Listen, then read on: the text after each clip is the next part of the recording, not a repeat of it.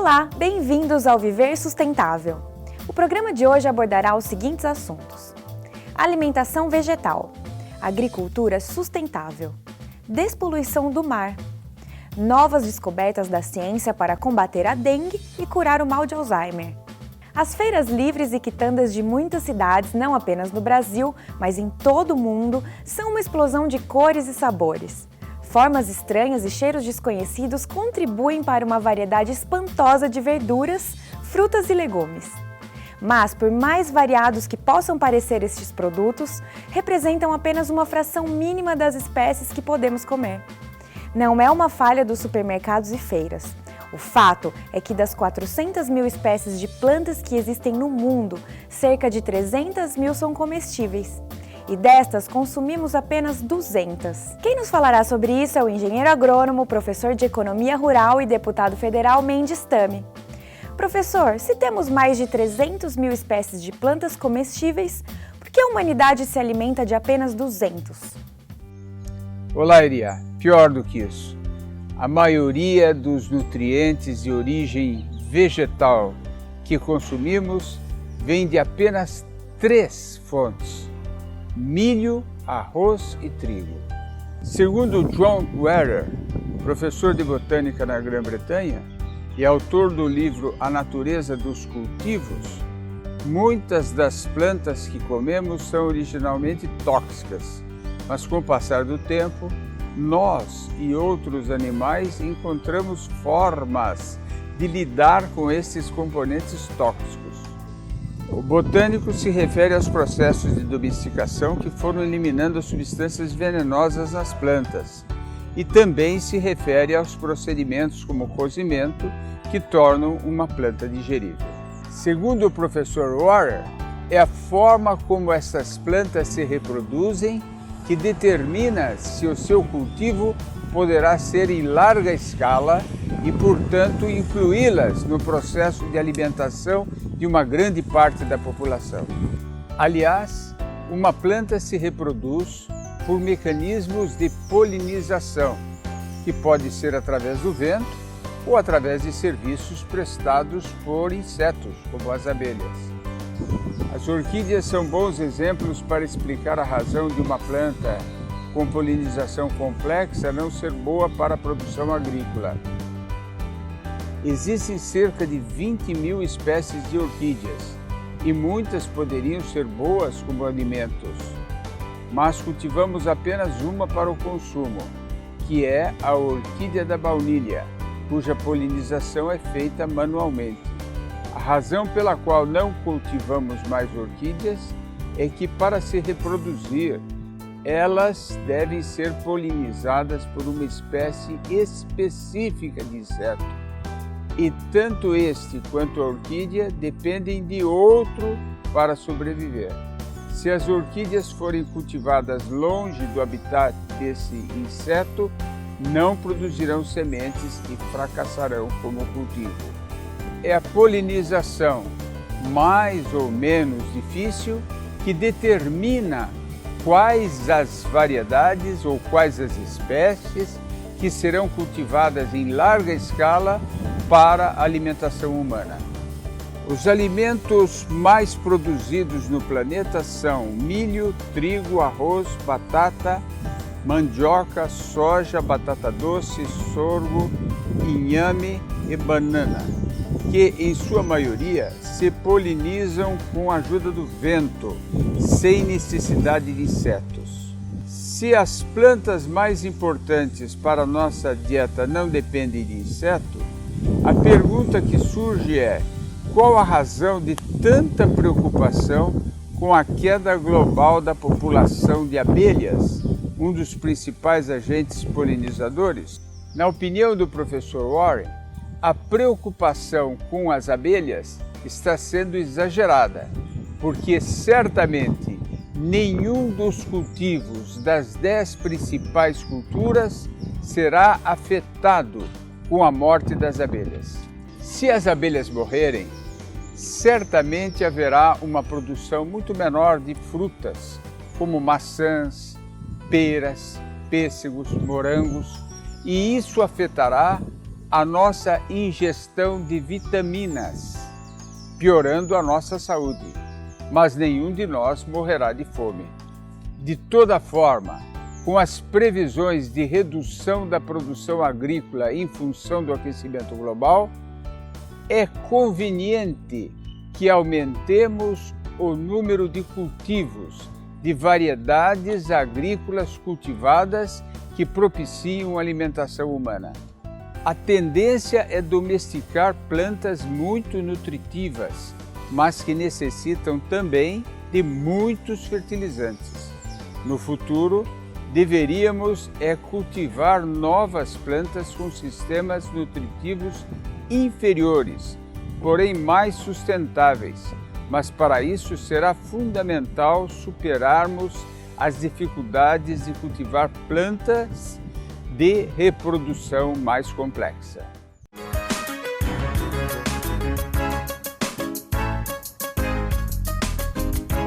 A crise econômica internacional não atrapalha a produção agrícola no Brasil? Sim, nós temos as condições mínimas necessárias e indispensáveis para sermos uma grande plataforma mundial de exportação, não só de alimentos, como de biocombustíveis. Nós temos água suficiente para a produção e para expandi-la. Nós temos terras, nós temos sol o ano inteiro, fotoperiodismo de 14, 15 horas de sol por dia em algumas regiões. Nós temos gente disponível para trabalhar, com disposição para trabalhar na agricultura na grande maioria dos estados.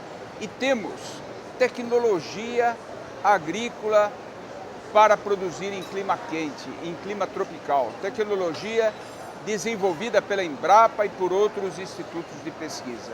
E por último, temos espírito empreendedor.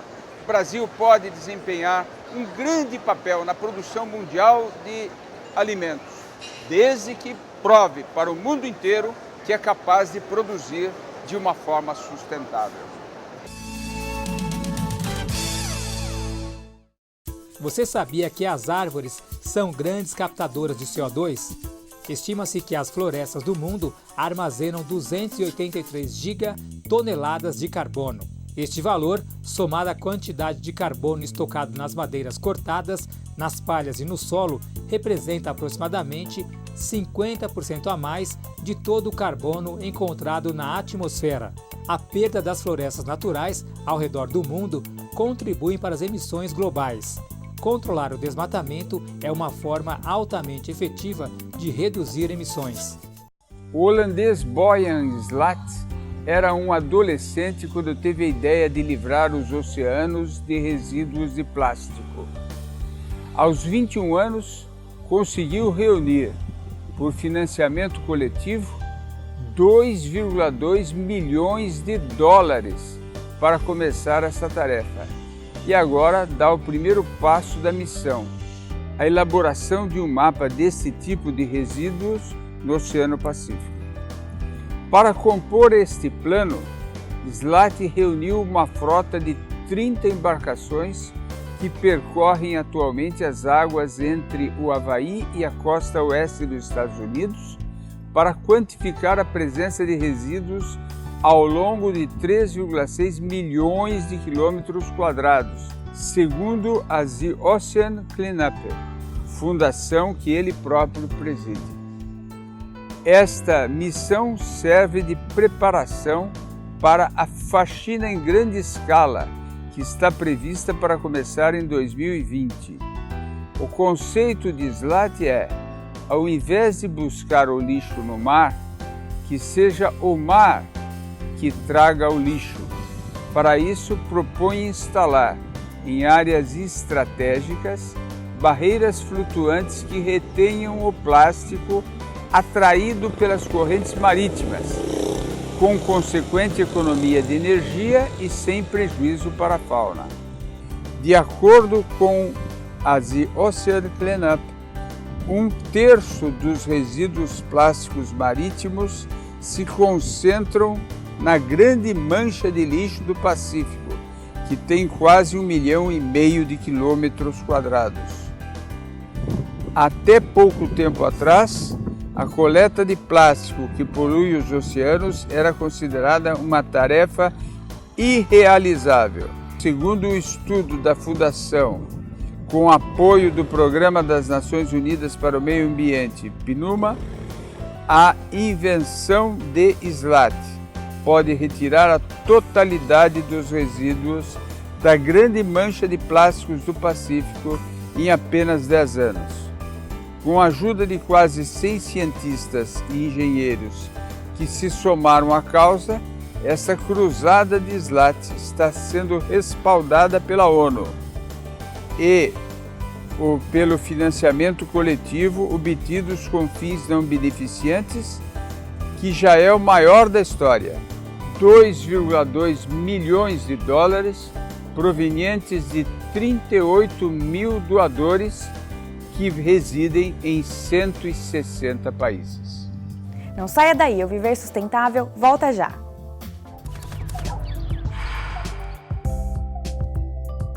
Olho vivo, consumidor! Segundo estudos, a copa das árvores pode abrigar até 70% das espécies existentes numa floresta tropical. Na Amazônia, por exemplo, foram encontrados mais de 1.200 tipos de besouros em uma única árvore. Isso comprova que a nossa floresta amazônica realmente possui a maior biodiversidade do mundo. Portanto, ajude a conservar nosso tesouro natural. Compre apenas madeira certificada e diga não ao desmatamento e não também à biopirataria. O início da última fase de pesquisa clínica da vacina contra a dengue desenvolvida pelo Instituto Butantan está mais próximo. A Comissão Técnica Nacional de Biossegurança aprovou o início da fase 3 de estudo clínico da vacina nacional. Para o início desta próxima fase, ainda faltam as aprovações da Agência Nacional de Vigilância Sanitária e da Comissão Nacional de Ética em Pesquisa. A terceira fase é a última das fases que antecedem o pedido de aprovação nas agências regulatórias. No mundo todo, há diversas iniciativas no sentido de se obter uma vacina contra a dengue, mas a iniciativa brasileira é a que está mais adiantada. O desenvolvimento desta vacina contra a dengue é o resultado de uma parceria entre o nosso Instituto Butantan e os Institutos Nacionais de Saúde dos Estados Unidos. A vacina do Instituto Butantan é feita com os próprios vírus da dengue, que foram modificados para que a pessoa desenvolva anticorpos contra os 4 sorotipos da dengue sem desenvolver os sintomas relacionados a eles. Os testes têm mostrado que bastará uma dose para que a vacina seja eficaz. Os testes clínicos vêm sendo realizados pelo Hospital das Clínicas da Faculdade de Medicina da Universidade de São Paulo e pelo Hospital das Clínicas da Faculdade de Medicina de Ribeirão Preto, também da USP, Universidade de São Paulo. O Instituto Butantan informou que esta terceira fase dos testes para desenvolvimento da vacina prevê a vacinação de 17 mil voluntários no período de 1 ano. No mundo, existem outras iniciativas de desenvolvimento de uma vacina contra a dengue. A que está em fase mais avançada, além do nosso Instituto Butantan, é a desenvolvida pela farmacêutica Sanofi Pasteur. O laboratório, na França, já concluiu a fase 3 de pesquisas clínicas e submeteu o produto à avaliação da Anvisa em março. Já a Fundação Oswaldo Cruz, Fiocruz, está envolta em 2 projetos de desenvolvimento de vacina. Para um país como o nosso, onde temos mais de 1 milhão de casos confirmados de dengue, a notícia de que poderemos vir a ter uma vacina para imunizar as populações contra a dengue é uma notícia altamente alvissareira. Outra boa notícia é a descoberta histórica que transforma células da pele em neurônios. Quem nos fala sobre isso é o deputado federal e professor Mendes Tame. Esta boa notícia foi divulgada pela revista Cell Stem Cell e, na hora em que estiverem prontos os estudos, deverá revolucionar o tratamento de doenças do cérebro, como é o caso de Alzheimer. Para chegar à criação de neurônios com as células da pele do próprio paciente, as pesquisas levaram anos para serem concluídas. O primeiro estudo foi liderado pelo bioquímico Gang Pei. Ele descobriu uma forma de injetar moléculas químicas capazes de desligar o gene das células da pele humana e ativarem os genes de células neurais. A transformação ocorreu em semanas e levou à criação de neurônios maduros e funcionais. Um segundo estudo, também chinês, chegou ao mesmo resultado utilizando outro grupo de substâncias moleculares em células de ratos. A pesquisa foi liderada pelo cientista Hongqi Deng, da Universidade de Pequim. Trata-se realmente de uma notícia excepcional, pois milhões de pessoas que hoje sofrem de doenças degenerativas, como Alzheimer, Parkinson, ELA, poderão ser beneficiadas no futuro. Não percam no próximo bloco a entrevista com Jorge Potashev, engenheiro agrônomo que nos fala sobre agricultura sustentável. O Viver Sustentável pergunta: qual bioma brasileiro foi proporcionalmente o mais afetado pelo desmatamento? Letra A, Mata Atlântica. B, Cerrado. C, Amazônia. Ou letra D, Pampas? A resposta você confere no próximo bloco.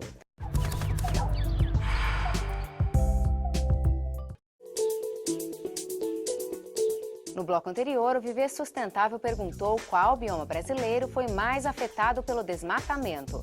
A resposta correta é letra A, a Mata Atlântica, com 70,95% de floresta derrubada. Em segundo lugar, vem os Pampas, com 60% de área desmatada. Vamos ver agora a entrevista com Jorge Potashev, engenheiro agrônomo que nos fala sobre agricultura sustentável. Jorge, o conceito de hoje sobre adubação verde é o mesmo de alguns anos atrás, quando estávamos sentados nos bancos da Escola de Agronomia Luiz de Queiroz? Olha, Tami, é o mesmo conceito, é a mesma coisa, e inclusive eu não diria só na época dos bancos escolares, mas antes disso. Os egípcios já faziam ao longo do rio Nilo, já faziam a cultura do tremoço branco com o objetivo de a azotagem, que nada mais é do que a adubação nitrogenada para a cultura dos grãos em seguida. A adubação verde nada mais é do que rotação de cultura, simplesmente é uma tentativa de nós voltarmos, ou pelo menos a gente restabelecer aquele equilíbrio que existia em ambientes onde não houve a ação do homem. E quais as culturas hoje, que aqui no estado de São Paulo, mesmo em todo o Brasil, que mais utilizam a adubação verde e como que a utilizam? Hoje, no nosso caso, nós temos a cana como sendo a principal cultura econômica que faz adubação verde. Aqui no estado de São Paulo se faz adubação verde muito no café. O café sempre foi uma cultura que utilizou adubação verde.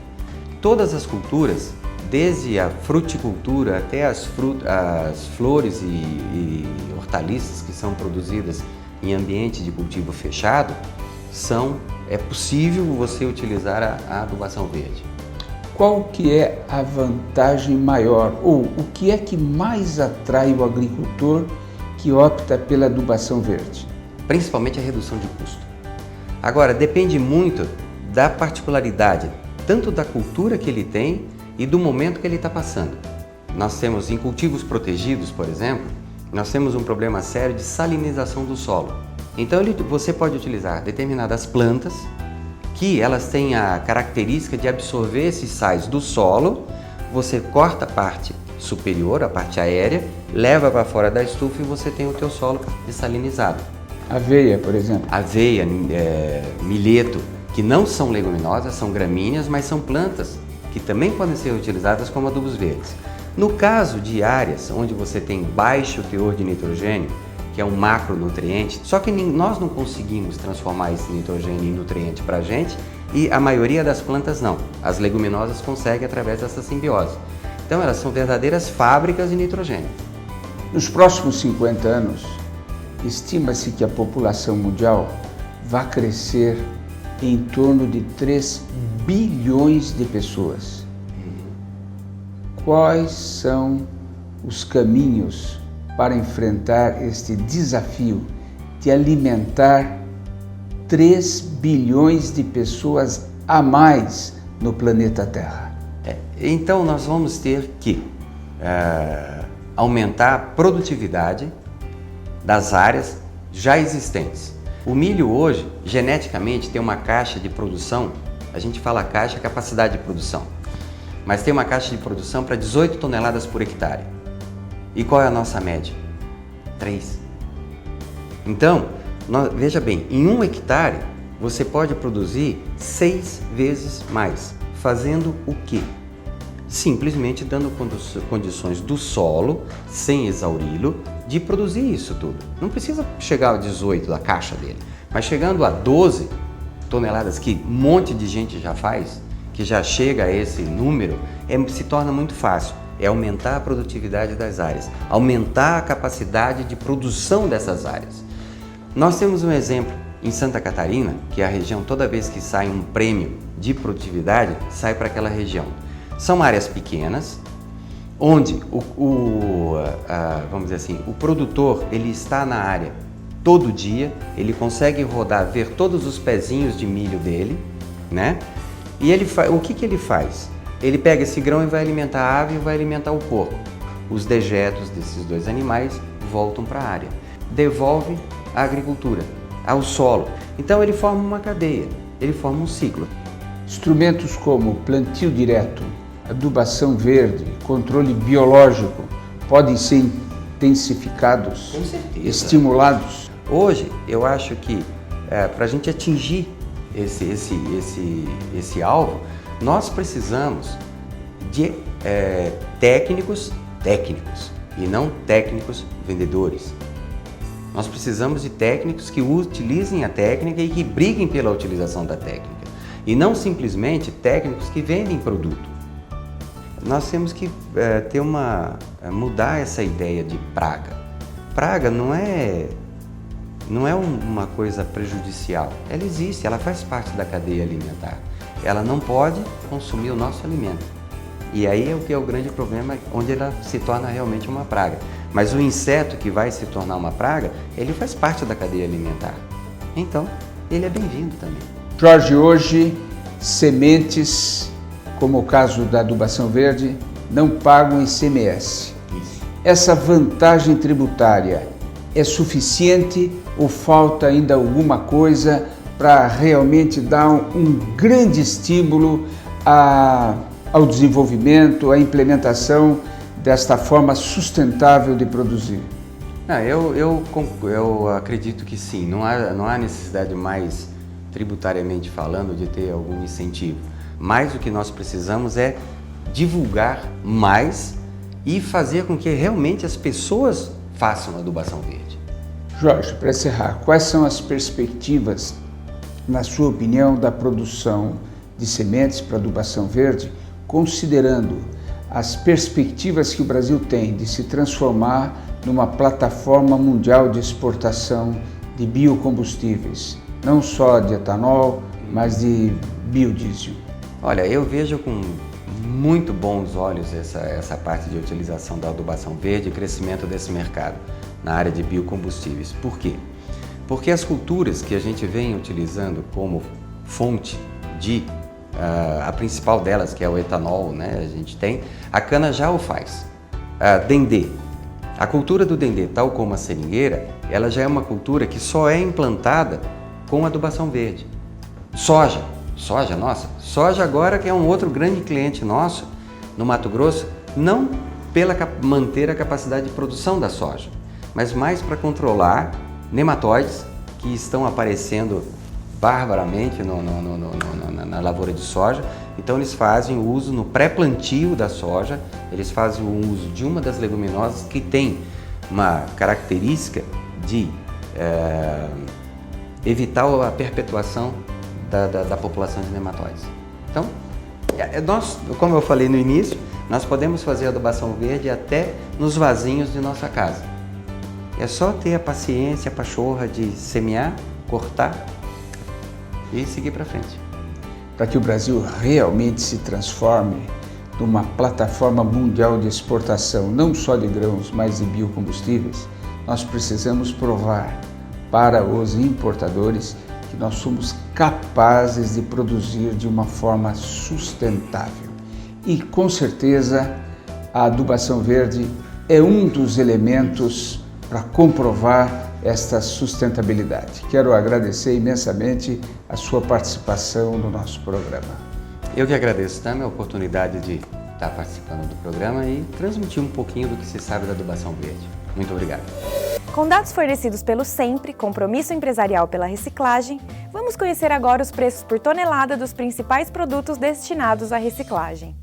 Preço do material reciclável para a cidade de Florianópolis, Santa Catarina. Papelão, R$ 270. Latas de aço, R$ 190. Alumínio, R$ 3.200. Plástico rígido, R$ 1.200. E PET, R$ 1.400. Participe você também do nosso programa. Mande sugestões de temas para contato@viversustentável.net. Acesse nosso arquivo de matérias pelo site viversustentável.net ou acesse nosso canal no Facebook. O Viver Sustentável fica por aqui.